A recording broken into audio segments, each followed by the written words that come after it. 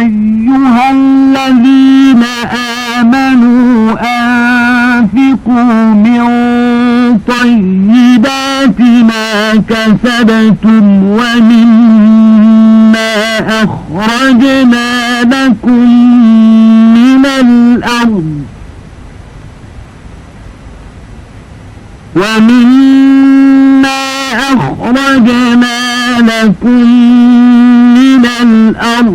ولا تيمموا الخبيث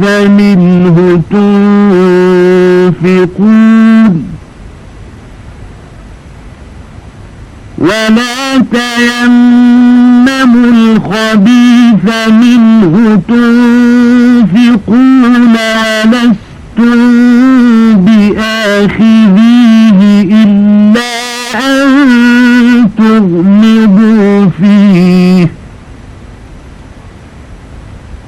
واعلموا أن الله غني حميد. الشيطان يعدكم الفقر ويأمركم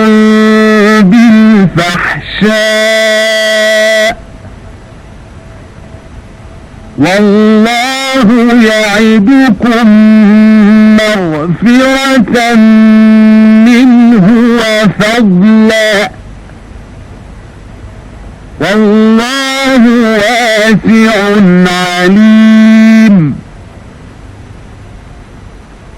يؤتي الحكمة من يشاء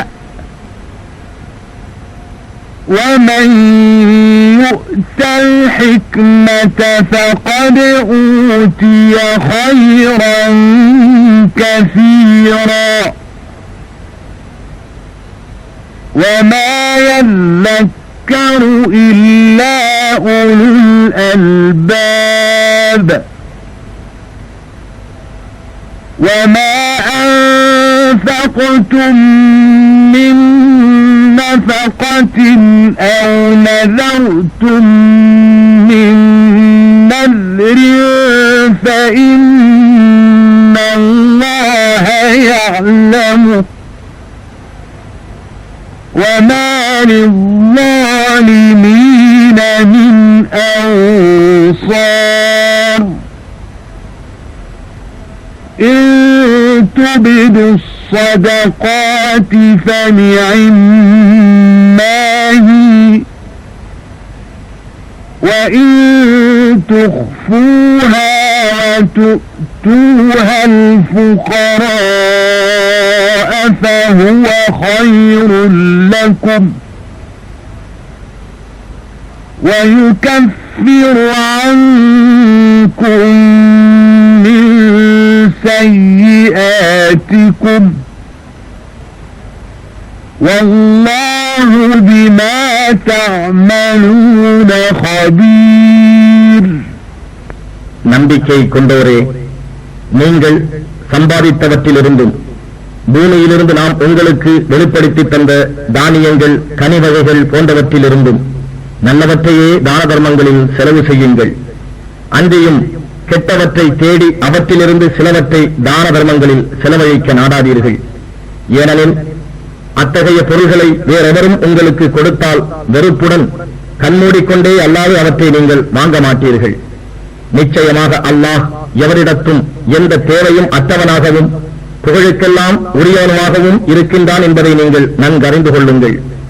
தான தர்மங்கள் செய்வதனால் வறுமை உண்டாகிவிடும் என்று அதை கொண்டு உங்களை ஷைத்தான் பயமூட்டுகிறான். ஒழுக்கமில்லா செயல்களை செய்யுமாறும் உங்களை ஏவுகிறான். ஆனால் அல்லாஹ்வோ நீங்கள் தான தர்மங்கள் செய்தால் தன்னிடம் இருந்து மன்னிப்பும் அருளும் பொருளும் மிக்க செல்வமும் கிடைக்கும் என்று வாக்களிக்கின்றான். நிச்சயமாக அல்லாஹ் விசாலமான கொடையுடையவன், யாவற்றையும் நன்கறிபவன். தான் நாடியவருக்கு அவன் ஞானத்தை கொடுக்கின்றான். இத்தகைய ஞானம் எவருக்கு கொடுக்கப்படுகிறதோ அவர் கணக்கில்லா நன்மைகள் கொடுக்கப்பட்டவராக நிச்சயம் ஆகிவிடுகிறார். எனினும் நல்லறிவுடையோர் தவிர வேறு யாரும் இதை சிந்தித்து பார்ப்பதில்லை. இன்னும் செலவு வகையிலிருந்து நீங்கள் என்ன செலவு செய்தாலும் அல்லது நேர்ச்சைகளில் எந்த நேர்ச்சை செய்தாலும் நிச்சயமாக அல்லாஹ் அதனை நன்கறிவான். அன்றியும் அக்கிரமக்காரர்களுக்கு உதவி செய்வோர் எவரும் இலர். தான தர்மங்களை நீங்கள் வெளிப்படையாக செய்தால் அதுவும் நல்லதே, ஏனெனில் அவ்வாறு செய்ய பிறரையும் அது தூண்டும். எனினும் அவற்றை மறைத்து ஏழை எளியோருக்கு அவை கிடைக்கும்படி செய்தால் அது உங்களுக்கு இன்னும் நல்லது. அது உங்களுடைய பாவங்களையும் நீக்கும். நீங்கள் செய்வதையெல்லாம் அல்லாஹ் நன்கறிந்தவனாகவே இருக்கின்றான். ليس عليك هداهم ولكن الله يهدي من يشاء وما تنفقوا من خير فلأنفسكم وما تنفقون إلا ابتغاء وجه الله وما تنفقوا من خير يوفى إليكم وأنتم لا تظلمون. للفقراء الذين أحصروا في سبيل الله لا يستطيعون ضربا في الأرض يحسبهم الجاهل أغنياء من التعفف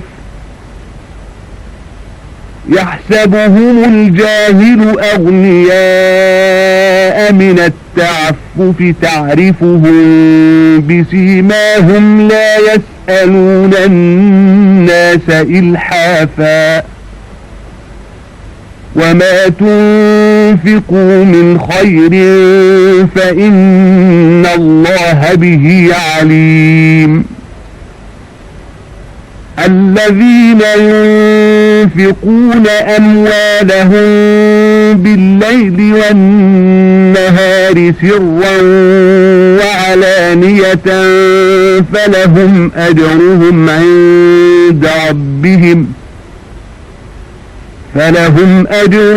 عند ربهم ولا خوف عليهم ولا هم يحزنون.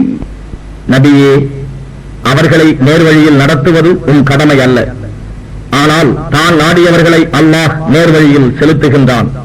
இன்னும் நல்லதில் நீங்கள் எதை செலவிடினும் அதுவும் உங்களுக்கே நன்மை பயப்பதாகும். அல்லாஹுவின் திருமுகத்தை நாடியே அல்லாது வீண் பெருமைக்காக செலவு செய்யாதீர்கள். நன்மையை நாடி நீங்கள் எதை செலவு செய்தாலும் அதற்கு உரிய நற்பயன் உங்களுக்கு பூரணமாக திருப்பிக் கொடுக்கப்படும். நீங்கள் அநியாயம் செய்யப்பட மாட்டீர்கள். பூமியில் நடமாடி தம் வாழ்க்கை தேவைகளை நிறைவேற்ற ஏதும் செய்ய முடியாத அளவுக்கு அல்லாஹுவின் பாதையில் தங்களை அர்ப்பணித்துக் கொண்டவர்களுக்குத்தான் உங்களுடைய தான தர்மங்கள் உரியவையாகும். பிறரிடம் யாசிக்காத அவர்களுடைய பேணுதலை கண்டு அறியாதவன் அவர்களை செல்வந்தர்கள் என்று எண்ணிக்கொள்கிறான். அவர்களுடைய வறுமையின் அடையாளங்களால் அவர்களை நீர் அறிந்து கொள்ளலாம். அவர்கள் மனிதர்களிடம் வரிந்து எதையும் கேட்க மாட்டார்கள். இத்தகையோருக்காக நல்லதில் நின்று நீங்கள் எதை செலவு செய்தாலும் அதை நிச்சயமாக அல்லாஹ் நன்கறிகின்றான். யார் தங்கள் பொருள்களை தான தர்மங்களில் இரவிலும் பகலிலும் ரகசியமாகவும் பகிரங்கமாகவும் செலவு செய்கின்றார்களோ அவர்களுக்கு அவர்களுடைய இறைவனிடத்தில் நற்கூலி இருக்கிறது. அவர்களுக்கு அச்சமும் இல்லை, அவர்கள் துக்கப்படவும் மாட்டார்கள். الذين يأكلون الربا لا يقومون إلا كما يقوم الذي يتخبطه الشيطان من المس ذلك بأنهم قالوا إنما البيع مثل الربا وأحل الله البيع وحرم الربا فمن جاءه موعظة من ربه فانتهى فله ما سلف وأمره إلى الله ومن عاد فأولئك أصحاب النار هم فيها خالدون. يمحق الله الربا ويربي الصدقات والله لا يحب كل كفار أثيم. யார் வட்டி வாங்கி தின்கிறார்களோ அவர்கள் மறுமையில் ஷைத்தானால் தீண்டப்பட்ட ஒருவன் பைத்தியம் பிடித்தவனாக எழுவது போல் அல்லாமல் வேறு விதமாய் எழமாட்டார்கள். இதற்கு காரணம் அவர்கள் நிச்சயமாக வியாபாரம் வட்டியை போன்றதே என்று கூறியதனாலேயாம். ஆனால் அல்லாஹ் வியாபாரத்தை ஆகுமானதாக்கி வட்டியை விலக்கி இருக்கின்றான்.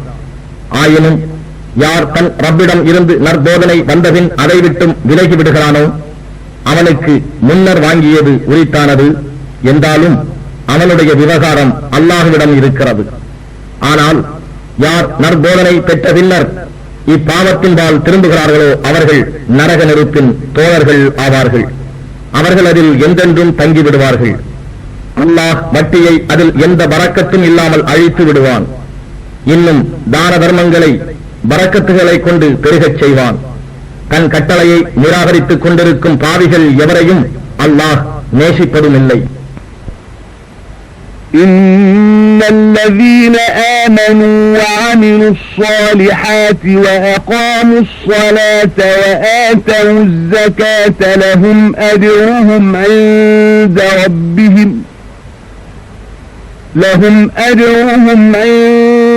ربهم ولا خوف عليهم ولا هم يحزنون.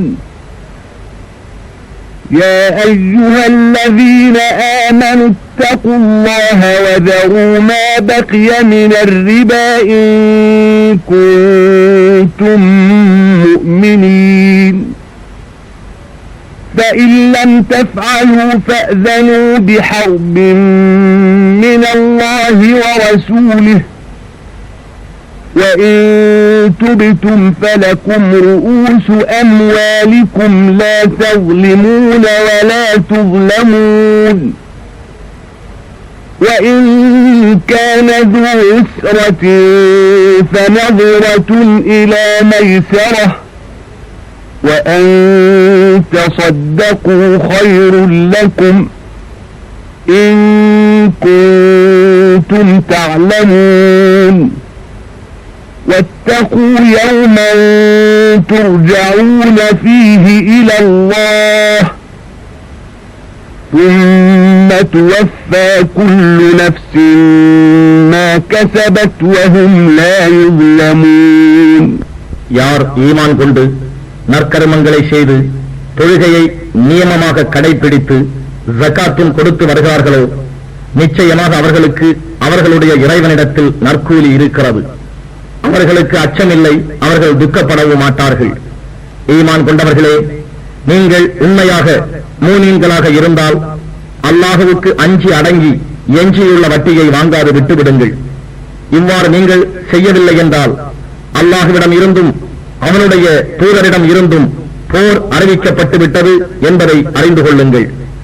ஆனால் நீங்கள் பாவ மன்னிப்பு கோரி இப்பாவத்திலிருந்தும் மீண்டுவிட்டால் உங்கள் பொருள்களின் அசல் முதல் உங்களுக்கு உண்டு. கடன்பட்டோருக்கு நீங்கள் அநியாயம் செய்யாதீர்கள், நீங்களும் அநியாயம் செய்யப்பட மாட்டீர்கள். அன்றியும் கடன்பட்டவர் அதனை தீர்க்க இயலாத கஷ்டத்தில் இருப்பின் அவருக்கு வசதியான நிலை வரும் வரை காத்திருங்கள். இன்னும் கடனை தீர்க்க இயலாதவருக்கு அதை தர்மமாக விட்டு விடுவீர்களானால், அதன் நன்மைகள் பற்றி நீங்கள் அறிவீர்களானால் அதுவே உங்களுக்கு பெரும் நன்மையாகும். தவிர அந்த நாளை பற்றி அஞ்சிக் கொள்ளுங்கள். அன்று நீங்கள் அனைவரும் அல்லாஹ்விடம் மீட்டப்படுவீர்கள்.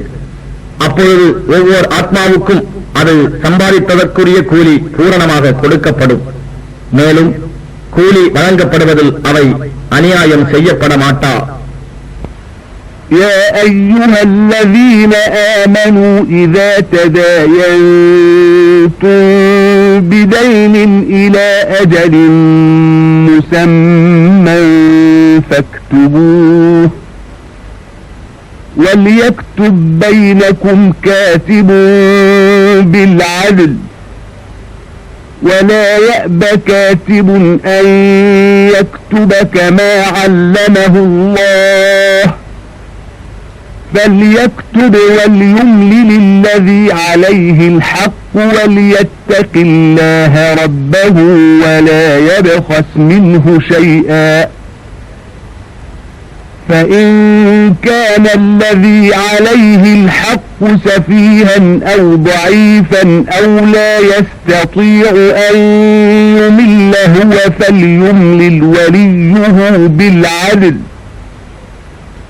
واستشهدوا شهيدين من رجالكم فإن لم يكونا رجلين فرجل وامرأتان ممن ترضون من الشهداء أن تضل إحداهما فتذكر إحداهما الأخرى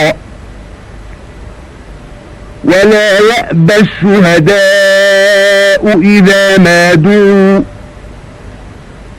ولا تسأموا أن تكتبوه صغيرا أو كبيرا إلى أجله ذلكم أقسط عند الله وأقوم للشهادة وأدنى ألا ترتابوا إلا أن تكون تجارة حاضرة تديرونها بينكم فليس عليكم جناح ألا تكتبوها وأشهدوا إذا تبايعتم ولا يضار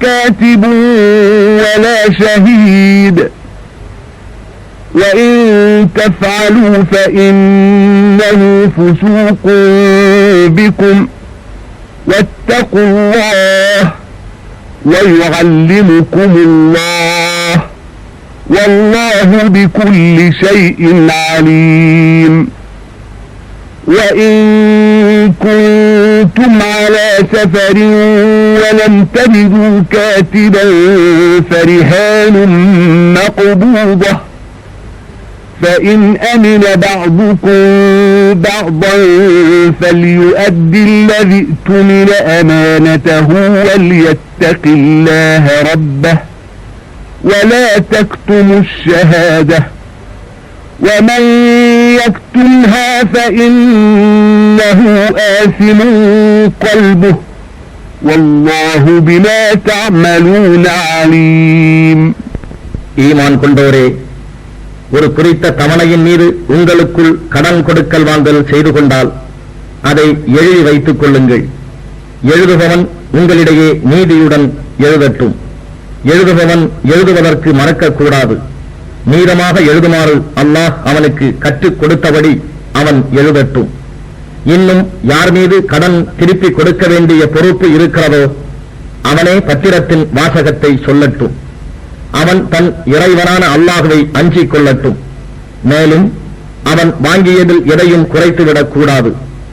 இன்னும் யார் மீது கடன் திருப்பி கொடுக்க வேண்டிய பொறுப்பு இருக்கிறதோ அவன் அறிவு குறைந்தவனாகவோ அல்லது பால்யம் முதுமை போன்ற காரணங்களால் பலகீனனாகவோ அல்லது வாசகத்தை கூற இயலாதவனாகவோ இருப்பின் அவனுடைய வலி நிர்வாகி நீளமாக வாசகங்களை சொல்லட்டும்.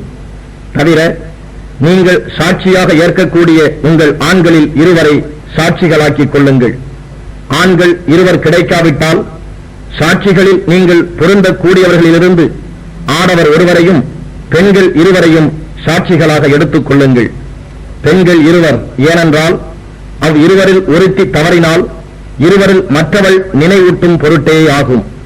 அன்றியும் சாட்சியம் கூற சாட்சிகள் அழைக்கப்பட்டால் அவர்கள் மறுக்கலாகாது.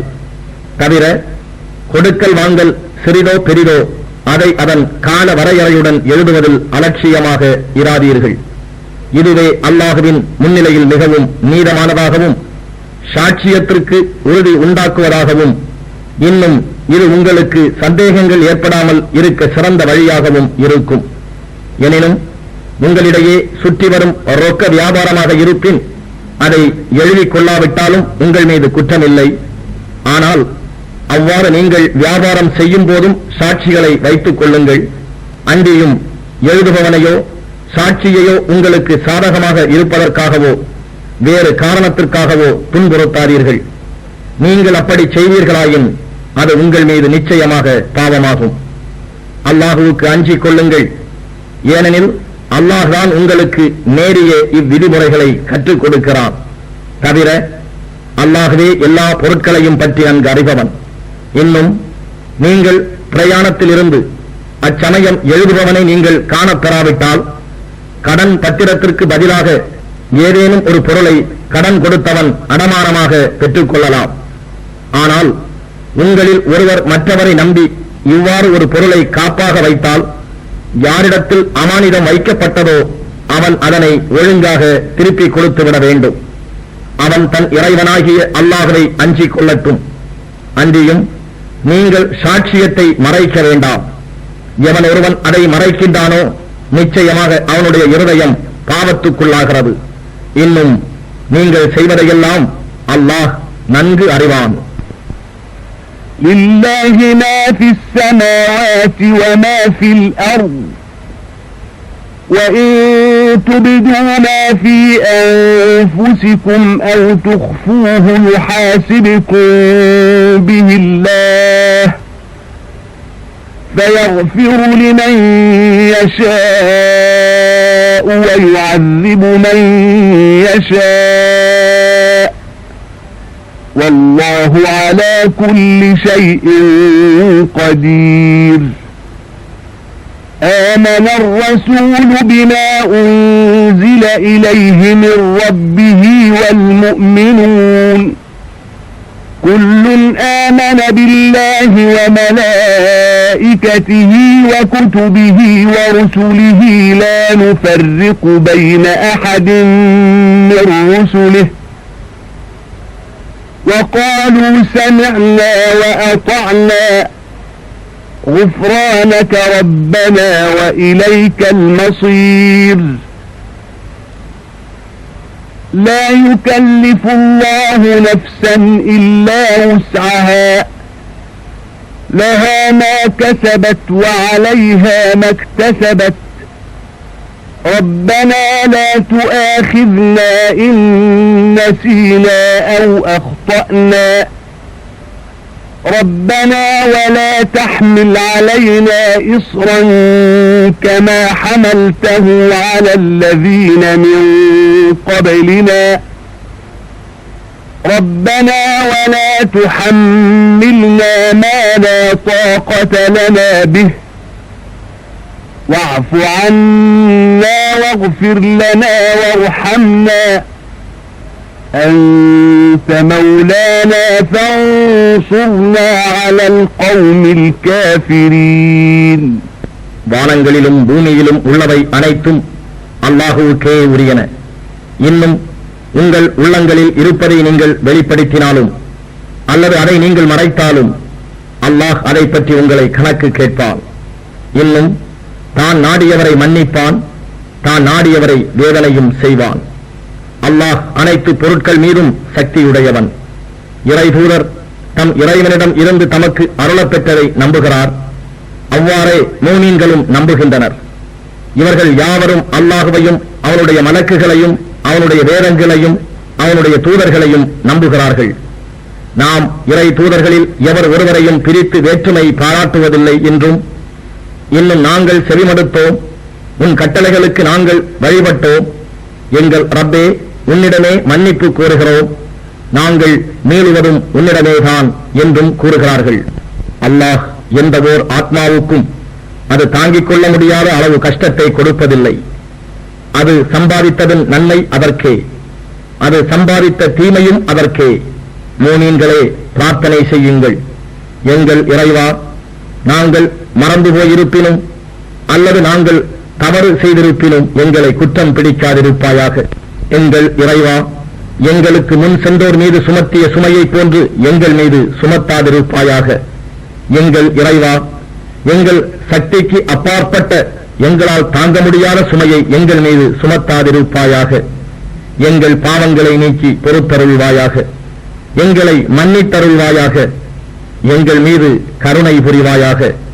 நீயே எங்கள் பாதுகாவலன். நிராகரிப்பவரான கூட்டத்தாரின் மீது நாங்கள் வெற்றியடைய எங்களுக்கு உதவி செய்தருள்வாயாக. பிஸ்மில்லாஹிர் ரஹ்மானிர் ரஹீம். அலிஃப் லாம்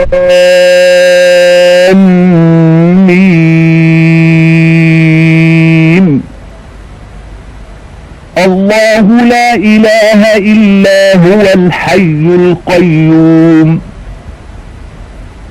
نزل عليك الكتاب بالحق مصدقا لما بين يديه وأنزل التوراة والإنجيل من قبل هدى للناس وأنزل الفرقان إن الذين كفروا بآيات الله لهم عذاب شديد والله عزيز ذو انتقام إن الله لا يخفى عليه شيء في الأرض ولا في السماء هو الذي يصوركم في الأرحام كيف يشاء لا إله إلا هو العزيز الحكيم அளவற்ற அருளாளனும் நிகரற்ற அன்புடையவனுமாகிய அல்லாஹுவின் திருப்பெயரால் துவங்குகின்றேன். அலிஃப் லாம் மீம். அல்லாஹ், அவனை தவிர வணக்கத்திற்கு உரிய நாயன் வேறில்லை. அவன் நித்திய ஜீவன், என்றும் நிலைத்திருப்பவன். நபியே, முற்றிலும் உண்மையை கொண்டுள்ள இந்த வேதத்தை படிப்படியாக அவன்தான் உம்மீது இறக்கி வைத்தான். இது இதற்கு முன்னாலுள்ள வேதங்களையும் உறுதிப்படுத்துகிறது. இதற்கு முன்னால் மனிதர்களுக்கு நேர்வழி காட்டுவதற்காக தௌராத்தையும் இன்ஜீலையும் இறக்கி வைத்தான். இன்னும் நன்மை தீமை இவற்றை பிரித்தறிவிக்கும் ஃபுர்கான் என்னும் குர்ஆனையும் இறக்கி வைத்தான். ஆகவே எவர் அல்லாஹ்வின் வசனங்களை நிராகரிக்கின்றார்களோ அவர்களுக்கு நிச்சயமாக கடும் தண்டனை உண்டு. அல்லாஹ் யாவரையும் மிகைத்தோனாகவும் தீயோரை பழி வாங்குபவனாகவும் இருக்கின்றான்.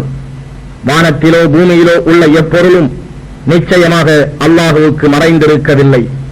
அவன்தான் கர்ப்ப கோளறைகளில் தான் நாடியபடி உருவாக்குகின்றான். அவனை தவிர வணக்கத்திற்குரிய நாயன் வேறில்லை. அவன் யாவரையும் மிகைத்தோனாகவும் விவேகம் மிக்கோனாகவும் இருக்கின்றான். هو الذي أنزل عليك الكتاب منه آيات محكمات هن أم الكتاب وأخر متشابهات فأما الذين في قلوبهم زيغ فيتبعون ما تشابه منه ابتغاء الفتنة وابتغاء تأويله وما يعلم تأويله إلا الله والراسخون في العلم يقولون آمنا به كل من عند ربنا وما يذكر إلا أولو الألباب ربنا لا تزغ قلوبنا بعد إذ هديتنا وهب لنا من لدنك رحمة إنك أنت الوهاب ربنا إنك جامع الناس ليوم لا ريب فيه إن الله لا يخلف الميعاد. அவன்தான் இவ்வேதத்தை உம்மீது இறக்கினான். இதில் விளக்கமான வசனங்களும் இருக்கின்றன. இவைதான் இவ்வேதத்தின் அடிப்படையாகும். மற்றவை பல அந்தரங்கங்களை கொண்ட முத்தஷாபிஹாத் என்னும் ஆயத்துகள் ஆகும். எனினும் எவருடைய உள்ளங்களில் மாறுபாடு இருக்கிறதோ அவர்கள் இதில் குழப்பங்களை உண்டு பண்ணுவதற்காக அந்த முத்தஷாபிஹாத் என்னும் ஆயத்துகளில் தவறான விளக்கங்களை தேட முற்படுவர். ஆனால் இதன் உண்மையான கருத்துக்களை அல்லாஹ்வை தவிர வேறெவரும் அறியார். கல்வி அறிவில் உறுதிப்பாடு உடையவர்களோ நாங்கள் பூரணமாக அதில் நம்பிக்கை கொள்கிறோம், அது முழுவதுமே எங்கள் இறைவனிடம் இருந்து வந்ததுதான் என்று கூறுவர். ஆக அறிவுடையோரை தவிர வேறு எவரும் இதை கொண்டு உறுதியும் நல்லுபதேசமும் பெறமாட்டார்கள். எங்கள் இறைவா, நீ எங்களுக்கு நேர்வழியை காட்டியபின் எங்கள் இதயங்களை அதில் இருந்து தவறுமாறு செய்து விடாதே. இன்னும் நீ உன் புறத்திலிருந்து எங்களுக்கு ரஹ்மத் என்னும் நல்லருளை அளிப்பாயாக. நிச்சயமாக நீயே பெரும் கொடையாளி ஆவாய் என்று அவர்கள் பிரார்த்தனை செய்வார்கள். எங்கள் இறைவா, நிச்சயமாக இறுதி ஒரு நாளில் நீ மக்களையெல்லாம் ஒன்று சேர்ப்பவனாக இருக்கின்றாய். அந்நாள் வரும் என்பதில் சந்தேகமே இல்லை. ஏனெனில் தன் வாக்குறுதியில் அல்லாஹ் மாறமாட்டான் என்றும் அவர்கள் பிரார்த்திப்பார்கள். إن الذين كفروا لن تغني عنهم أموالهم ولا أولادهم من الله شيئا وأولئك هم وقود النار كدأب آل فرعون والذين من قبلهم كذبوا بآياتنا فأخذهم الله بذنوبهم والله شديد العقاب قل للذين كفروا ستغلبون وتحشرون إلى جهنم وبئس المهاد قد كان لكم آية في فئتين التقتا فئة تقاتل في سبيل الله وأخرى كافرة يرونهم مثليهم رأي العين والله يؤيد بنصره من يشاء إن في ذلك لعبرة لأولي الأبصار. காபிர்களான நிராகரிப்போர்களுக்கு அவர்களுடைய செல்வமும் குழந்தைகளும் அல்லாஹ்வின் தண்டனையிலிருந்து எதையும் நிச்சயமாக தடுத்து நிறுத்த ஈடாக மாட்டாது. இன்னும் அவர்கள் நரக நெருப்பின் எரிபொருள்களாகவே இருக்கின்றனர். இவர்களுடைய நிலை ஃபிர்அவுனின் கூட்டத்தாரையும் இன்னும் அவர்களுக்கு முன்னால் இருந்தோரையும் போன்றே இருக்கிறது. அவர்கள் நம் வசனங்களையும் அத்தாட்சிகளையும் பொய்யாக்கினர். ஆகவே அவர்களை அவர்களுடைய பாவங்களின் காரணமாக கடும் தண்டனையில் அல்லாஹ் பிடித்துக் கொண்டான். அல்லாஹ் வேதனை கொடுப்பதில் மிக கடுமையானவன். நிராகரிப்போரிடம் நபியே நீர் கூறுவீராக, வெகு விரைவில் நீங்கள் மிகைக்கப்பட்டு தோல்வி அடைவீர்கள். அன்றியும் மறுமையில் நரகத்தில் சேர்க்கப்படுவீர்கள். இன்னும் நரகமான அவ்விரிப்பு கெட்ட படுக்கையாகும். பத்ர் களத்தில் சந்தித்த இரு சேனைகளிலும் உங்களுக்கு ஓர் அத்தாட்சி நிச்சயமாக உள்ளது. ஒரு சேனை அல்லாஹுவின் பாதையில் போரிட்டது, பிறிதொன்று காபிர்களுக்காக போரிட்டது. நிராகரிப்போர் அல்லாஹுவின் பாதையில் போரிடுவோரை தங்களைப் போல் இரு மடங்காக தம் கண்களால் கண்டனர். இன்னும் அல்லாஹ் தான் நாடியவர்களுக்கு தன் உதவியை கொண்டு பலப்படுத்துகிறான். நிச்சயமாக அகப்பார்வை உடையோருக்கு இதில் திடனாக ஒரு படிப்பினை இருக்கிறது. زين للناس حب الشهوات من النساء والبنين والقناطير المقنطرة من الذهب والفضة والخيل المسومة والأنعام والحرث ذلك متاع الحياة الدنيا والله عنده حسن المآب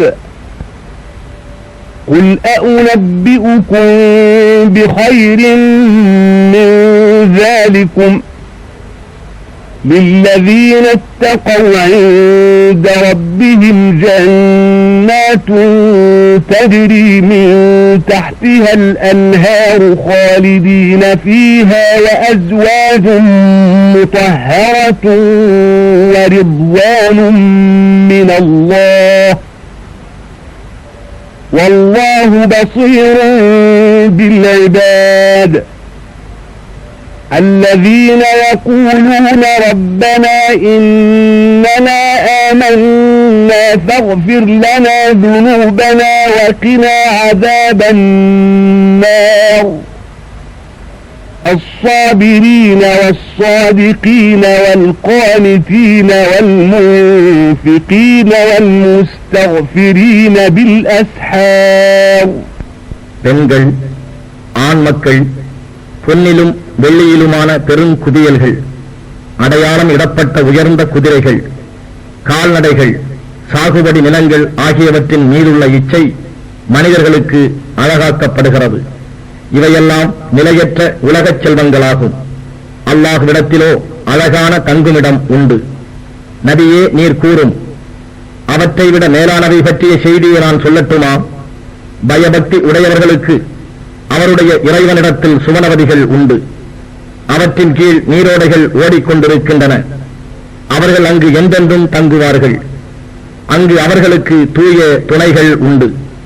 இன்னும் அல்லாஹுவின் திருப்பொருத்தமும் உண்டு. அல்லாஹ் தன் அடியார்களை உற்று நோக்குகிறவனாக இருக்கின்றான். இத்தகையோர் தம் இறைவனிடம், எங்கள் இறைவா, நிச்சயமாக நாங்கள் உன்மீது நம்பிக்கை கொண்டோம். எங்களுக்காக எங்கள் பாவங்களை மன்னித்து அருள் செய்வாயாக. நரக நெருப்பின் வேதனையிலிருந்து எங்களை காப்பாற்றுவாயாக என்று பிரார்த்தித்தோராக கூறுவார்கள். இன்னும் அவர்கள் பொறுமை உடையோராகவும் உண்மையாளராகவும் அல்லாஹுவுக்கு முற்றிலும் வழிபடுவோராகவும் இறைவன் பாதையில் தான தர்மங்கள் செய்வோராகவும் இரவின் கடைசி ஷஹர் நேரத்தில் வணங்கி நாயனிடம் மன்னிப்பு கோருவோராகவும் இருப்பர். شهد الله أنه لا إله إلا هو والملائكة وأولو العلم قائما بالقسط لا إله إلا هو العزيز الحكيم إن الدين عند الله الإسلام وما اختلف الذين أوتوا الكتاب إلا من بعد ما جاءهم العلم بغيا بينهم ومن يكفر بآيات الله فإن الله سريع الحساب فإن حاجوك فقل أسلمت وجهي لله ومن اتبعني وقل للذين أوتوا الكتاب والأميين أأسلمتم فإن أسلموا فقد اهتدوا وإن تولوا فإنما عليك البلاغ والله بصير بالعباد. நிச்சயமாக அவனை தவிர வேறு நாயன் இல்லை என்று நபியே அல்லாஹ் சாட்சியம் கூறுகின்றான். இன்னும் மலக்குகளும் நியாயத்தின் மீது உறுதியாக நிற்கும் கல்வி ஞானமுடையோரும் அவ்வாறே சாட்சி கூறுகின்றனர். அவனை தவிர நாயன் வேறு இல்லை. அவன் யாவரையும் மிகைத்தோனாகவும் விவேகம் மிக்கோனாகவும் இருக்கின்றான். நிச்சயமாக தீனுல் இஸ்லாம் தான் அல்லாஹ்விடத்தில் ஒப்புக்கொள்ளப்பட்ட மார்க்கமாகும். வேதம் கொடுக்கப்பட்டவர்கள் இதுதான் உண்மையான மார்க்கம் என்னும் அறிவு பெற்ற பின்னரும் தன்னிடையே உள்ள பொறாமையின் காரணமாக இதற்கு மாறுபட்டனர். எவர் அல்லாஹ்வின் வசனங்களை நிராகரித்தார்களோ அல்லாஹ் அவர்களுடைய கணக்கை துரிதமாக முடிப்பான். இதற்கு பின்னும் அவர்கள் உம்மிடம் தர்க்கம் செய்தால் நபியே நீர் கூறுவீராக, நான் அல்லாஹுவுக்கு முற்றிலும் வழிபட்டிருக்கின்றேன். என்னை பின்பற்றியோரும் அவ்வாறே வழிபடுகின்றனர். தவிர வேதம் கொடுக்கப்பட்டோரிடமும் பாமர மக்களிடமும் நீங்களும் அவ்வாறே வழிபட்டீர்களா என்று கேளும். அவர்களும் அவ்வாறே முற்றிலும் வழிபட்டால் நிச்சயமாக அவர்கள் நேரான பாதையை அடைந்து விட்டார்கள். ஆனால் அவர்கள் புறக்கணித்து திரும்பி விடுவார்களாயின் நீர் கவலைப்பட வேண்டாம். உண்மையை அவர்களுக்கு எடுத்துச் சொல்லி எய்துவிப்பதுதான் உம்மீது கடமையாகும். மேலும் அல்லாஹ் தன் அடியார்களை உற்று கவனிப்பவனாகவே இருக்கின்றான். إن الذين يكفرون بآيات الله ويقتلون النبيين بغير حق ويقتلون الذين يأمرون بالقسط من الناس ويقتلون الذين يأمرون بالقسط من الناس فبشرهم بعذاب أليم. أولئك أولئك الذين حبطت أعمالهم في الدنيا والآخرة وما لهم من ناصرين ألم تر إلى الذين أوتوا نصيبا من الكتاب يدعون إلى كتاب الله ليحكم بينهم ثم يتولى فريق منهم وهم معرضون ذلك بأنهم قالوا لن تمسنا النار إلا أياما معدودات وغرهم في دينهم ما كانوا يفترون فكيف إذا جمعناهم ليوم لا ريب فيه ووفيت كل نفس ما كسبت وهم لا يظلمون நிச்சயமாக எவர் அல்லாஹ்வின் வசனங்களை நிராகரித்துக் கொண்டும் நீதமின்றி நபிமார்களை கொலை செய்து கொண்டும் மனிதர்களிடத்தில் நீதமாக நடக்க வேண்டும் என்று ஏவுவோரையும் கொலை செய்து கொண்டும் இருக்கின்றார்களோ அவர்களுக்கு நோவினை மிக்க வேதனை உண்டு என்று நபியே நீர் நன்மாராயம் கூறுவீராக.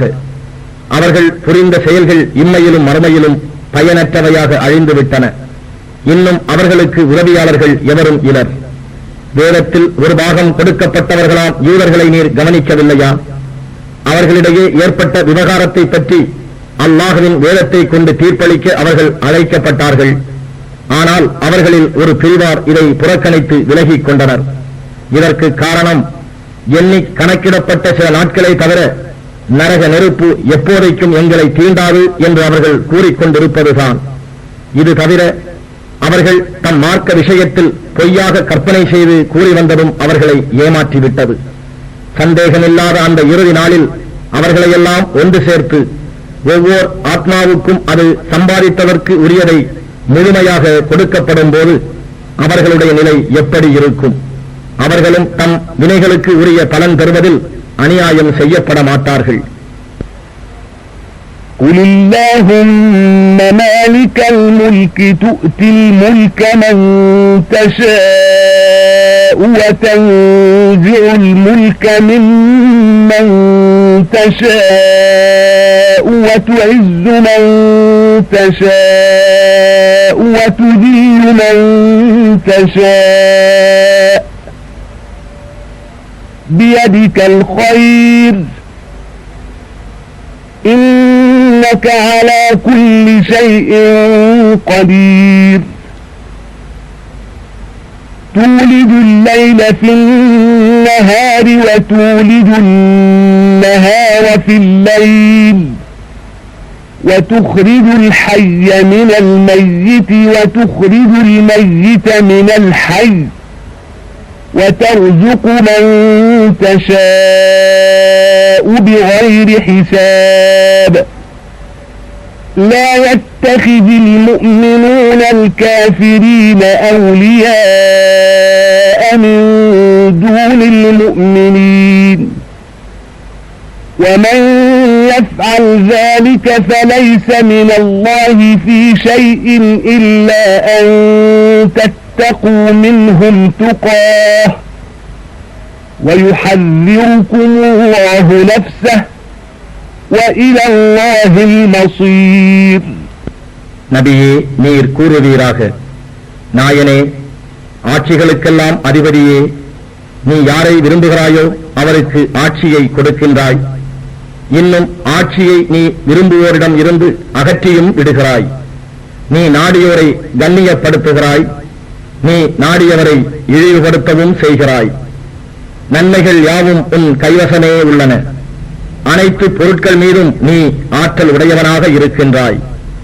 நாயனே நீதான் இரவை பகலில் புகுத்துகின்றாய், நீதான் பகலை இரவிலும் புகுத்துகின்றாய்.